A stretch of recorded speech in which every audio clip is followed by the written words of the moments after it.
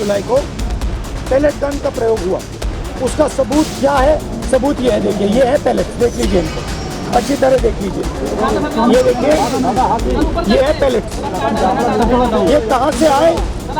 ये इनके शरीर से आए। दिखाओ, ये इनके यहाँ लगे हैं छर्रे, 200 छर्रे इनके शरीर के अंदर है, 3 छर्रे इनके आंख में है।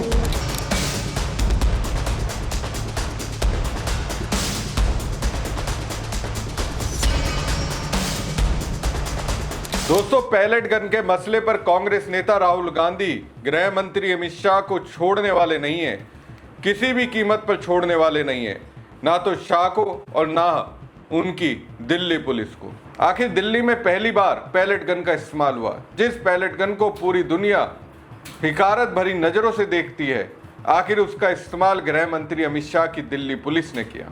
20 जुलाई को जब जंतर मंतर पर प्रदर्शन के दौरान प्रदर्शनकारी छात्रों पर बर्बर लाठीचार्ज हुआ था, तब राहुल गांधी ने पीएम आवास पर प्रदर्शन किया था।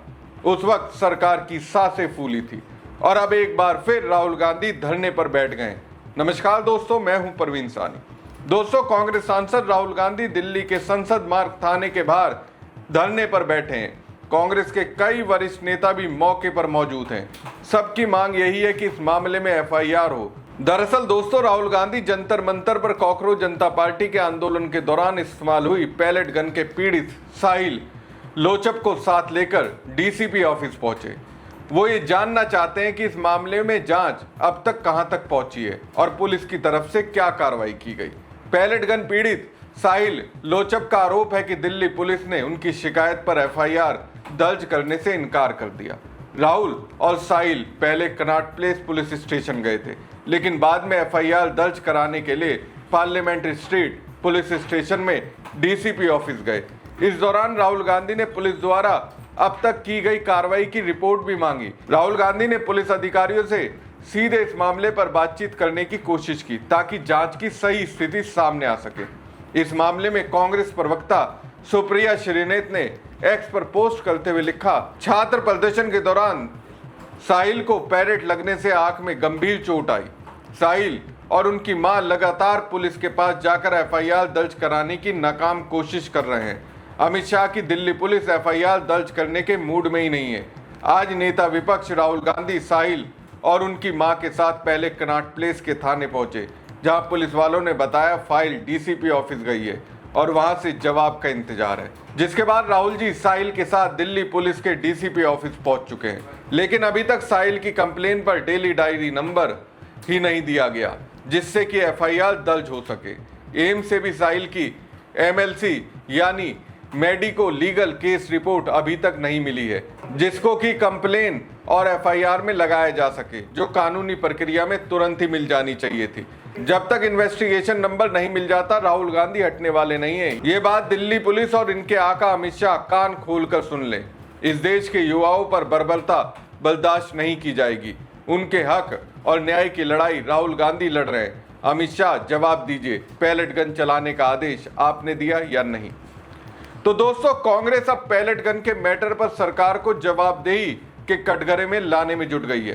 कांग्रेस ने एक्स पर पोस्ट करते हुए लिखा, एफआईआर दर्ज करो, साहिल को न्याय दो। अमित शाह और दिल्ली पुलिस कितनी भी कोशिश कर ले, छात्रों की आवाज दबाई नहीं जा सकती। न्याय होकर रहेगा। छात्रों पर बर्बरता करने वाले बच नहीं सकते, न्याय तो लेकर रहेंगे। छात्रों पर पैलेट गन चलाने का ऑर्डर किसने दिया? अमित शाह और दिल्ली पुलिस को जवाब देना होगा। दोस्तों, राहुल गांधी इसी तेवर के साथ अब अमित शाह के पीछे पड़ गए हैं। दोस्तों, 1 महीने से ज्यादा वक्त बीत गया। सिर्फ राहुल गांधी नहीं, सिर्फ विपक्ष ही नहीं, बल्कि पूरा देश जानना चाहता है दिल्ली में जो पैलेट गन चलवाई गई वो किसके कहने पर चली। इस संबंध में जब संसद का सत्र चल रहा था, तो राहुल गांधी समेत विपक्ष ने गृह मंत्री अमित शाह को अपना स्टैंड क्लियर करने के लिए कहा था। बदले में अमित शाह ने क्या किया? वो संसद में तो आए, लेकिन सदन की कार्रवाई से दूर रहे। विपक्ष कहता रहा, गृह मंत्री अमित शाह सदन के अंदर आओ, अपना स्टैंड क्लियर करो, लेकिन अमित शाह आए ही नहीं। और जब दबाव बढ़ा, उन्हें लगा कि जनता की नजर में उनकी लोह पुरुष वाली छवि ध्वस्त हो रही है, तो उन्होंने राहुल गांधी को चैलेंज देते हुए कहा, मैं नीट पर अपनी बात रखूंगा। तो राहुल गांधी, आप मत भागना, इस पर राहुल गांधी ने सीधे तौर पर अमित शाह को कह दिया, इधर उधर की बात मुझे आपसे नहीं सुननी, आप सदन के अंदर आइए, सिर्फ ये बताइए कि पैलेट गन छात्रों पर चलाने का आदेश आपका था या फिर किसी और का। अब इसके बाद यह हुआ कि सत्र के आखिरी दिन अमित शाह आए और वंदे मातरम कहकर चले गए। लेकिन देखिए, गृह मंत्री अमित शाह और उनकी सरकार का राहुल गांधी से बचने का प्रयास काम नहीं आ रहा है।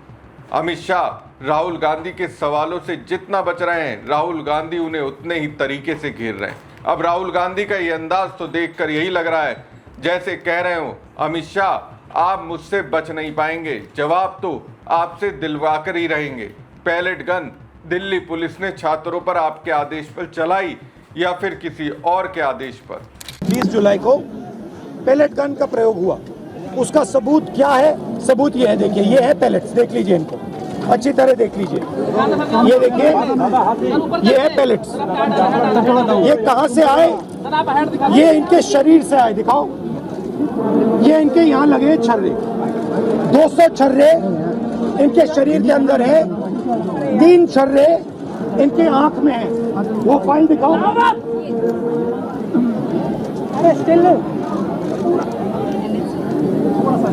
ये है एम्स की रिपोर्ट, लेडी हार्डन की रिपोर्ट, जिसमें साफ लिखा है कि इनको एम्स की हेरी, जिसमें साफ लिखा है कि इनके शरीर में 200 से ज्यादा छर्रे हैं, आंख में 3 छर्रे हैं, आंख इनकी खो गई है, उस आंख से वो नहीं देख पाएंगे,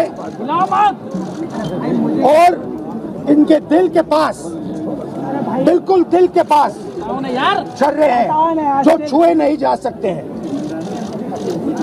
दिल्ली पुलिस ने कहा कि हमने छर्रे नहीं चलाए, तो एक ही सवाल है, अगर आपने नहीं चलाए तो किसी ने तो ये छर्रे चलाए होंगे, शायद किसी और ने इन पर छर्रे चला दिए, और अगर किसी और ने नहीं चलाए तो पता नहीं, शायद इन्होंने ही छर्रे चला दिए होंगे।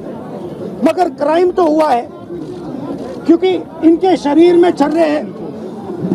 हम सिर्फ ये कह रहे हैं कि एफआईआर दर्ज कीजिए,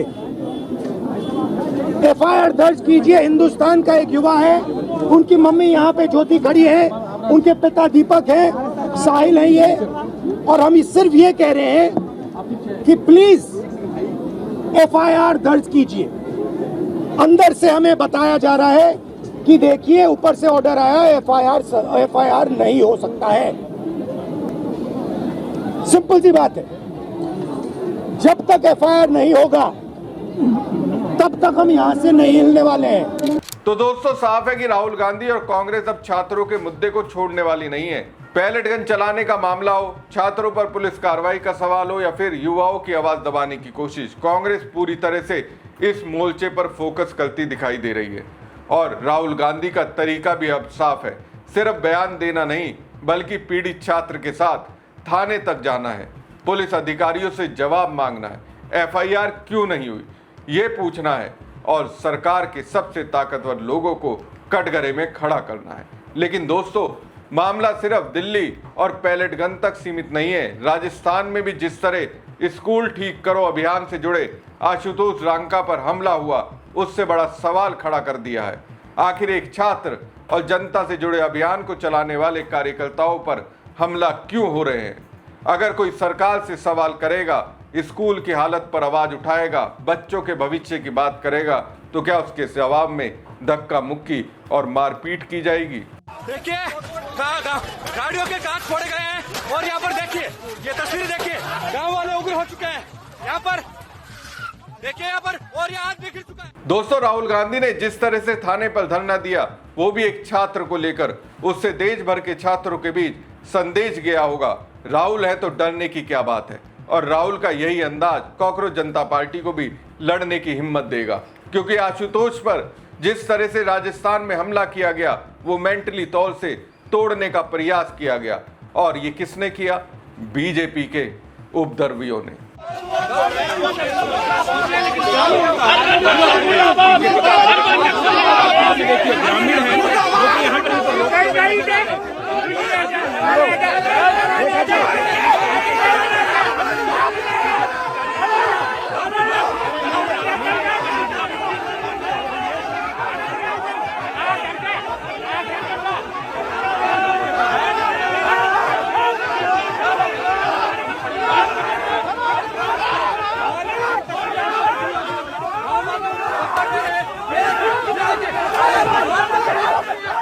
और राहुल गांधी का संदेश भी साफ दिखाई दे रहा है, छात्र अकेले नहीं है, उनके साथ कांग्रेस खड़ी है, उनके सवालों के साथ खड़ी है। और अगर किसी छात्र के साथ अन्याय होगा, किसी आंदोलनकारी पर हमला होगा या किसी की आवाज दबाने की कोशिश होगी तो राहुल गांधी वहां पहुंचकर सरकार से जवाब मांगेंगे।